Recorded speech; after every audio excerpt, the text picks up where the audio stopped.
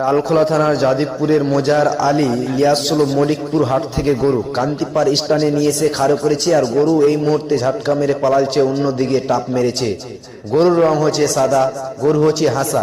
কেউ যদি দেখে থাকেন তো আমাদের স্ক্রিনে দেওয়া নাম্বারে যোগাযোগ করেন। আর এই গরুটাকে কাউরি বাড়ি যদি যেয়ে থাকে তো গরুটা একটু দয়া করে দিয়ে দিন।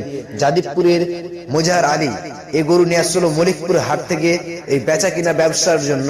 এই গরু হারিয়ে গেছে, কেউ যদি দেখে থাকেন একটু যোগাযোগ করে গরুটা দিয়ে দিয়ে। কালকে থেকে অনেক খোঁজাখুঁজি করছে, এখন পর্যন্ত গরুটা পাওয়া যায়নি। আমার গ্রাম যাদবপুর, আমার বাবার নাম মুজাহার আলী।